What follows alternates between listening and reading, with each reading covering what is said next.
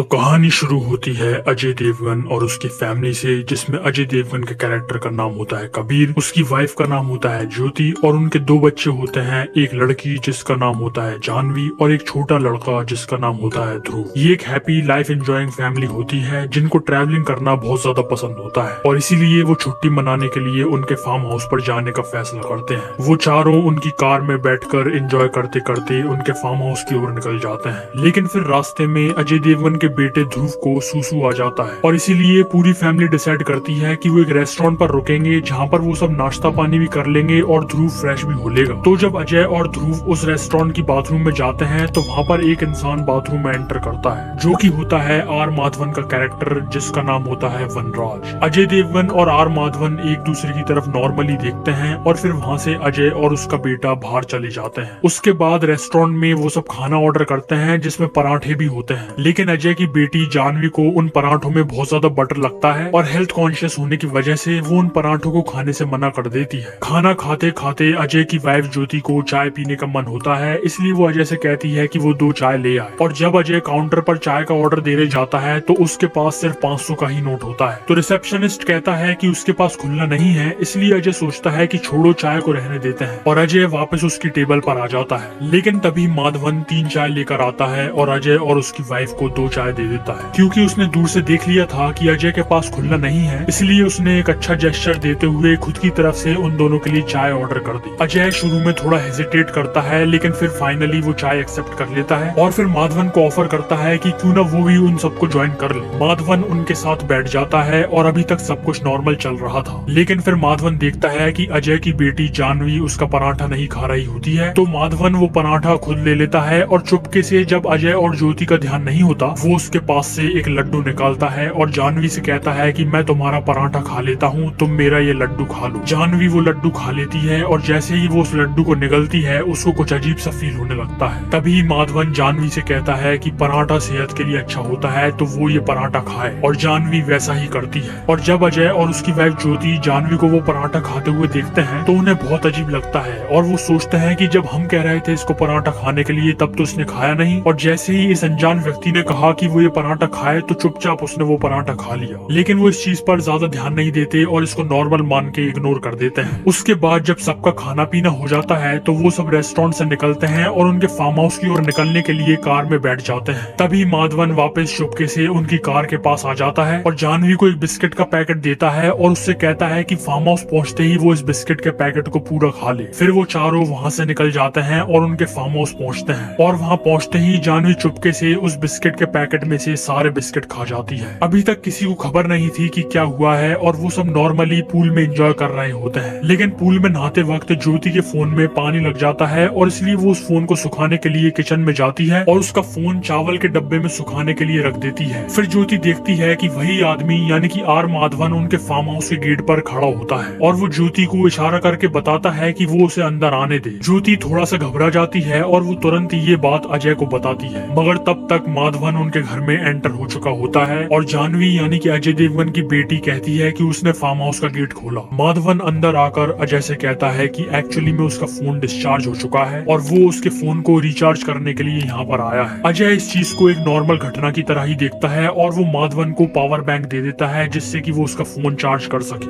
साथ ही साथ वो उसे चाय भी ऑफर करता है जिससे कि वो उसके चाय के हिसाब को भी बराबर कर सके। उसके बाद माधवन धीरे धीरे अजय की बेटी जानवी को उसके इशारों पर नचाता है। जो भी माधवन उसको करने के लिए बोलता है जानवी वैसा ही करती है। जानवी चाय पत्ती खा जाओ, जानवी चाय पत्ती खा लेती है। जानवी ध्रुव का सर फोड़ दो, जानवी ध्रुव का सर भी फोड़ देती है। जानवी अजय को थप्पड़ मार दो, जानवी अजय को थप्पड़ भी मार देती है। और ये सब देखकर अजय और ज्योति बहुत ज्यादा डर जाते हैं। अजय उसके बाद माधवन को हाथ पकड़कर उसके घर से निकल जाने के लिए बोलता है, लेकिन माधवन जानवी से कहता है कि वो उसके फादर को ऐसा करने से रोके और जानवी अजय को रोक देती है। धीरे धीरे अजय और ज्योति को समझ आने लगता है कि यहाँ पर हो क्या रहा है और फिर ज्योति माधवन से पूछती है कि उसने उनकी बेटी के साथ क्या किया है और वो बताता है कि उसने उनकी बेटी को वश में कर लिया है, यानी कि वशीकरण। फिर अजय माधवन से पूछता है कि वो उनसे चाहता क्या है और माधवन कहता है कि वो उनकी बेटी चाहता है, वो उनकी बेटी को खुशी खुशी हमेशा के लिए दान कर दे। लेकिन ऑफ कोर्स अजय और ज्योति ऐसा करने के लिए मना कर देते हैं। इसलिए उन्हें और भी ज्यादा डराने के लिए माधवन जानवी से कहता है कि वो उसके छोटे भाई ध्रुव को चाकू मार दे और जानवी वैसा करने के लिए जाती है। अजय और ज्योति जानवी को रोकने की पूरी कोशिश करते हैं, लेकिन उसके बावजूद जानवी ध्रुव को छत से नीचे गिराने में कामयाब हो जाती है और ये देखते हुए अजय और ज्योति हार मान लेते हैं और फाइनली वो बोल देते हैं कि वो जानवी को दान करते हैं। इसके बाद माधवन जानवी को लेकर उनके फार्म हाउस से चला जाता है और फिर अजय ध्रुव को ज्योति के साथ कार में हॉस्पिटल भेज देता है और वो खुद तुरंत एक साइकिल उठाकर उसके सर्वेंट के पास जाता है क्योंकि उसे एक मोबाइल की जरूरत होती है। तो बेसिकली अजय जब माधवन से रेस्टोरेंट में मिला था तो उसने माधवन के फोन का पासवर्ड देख लिया था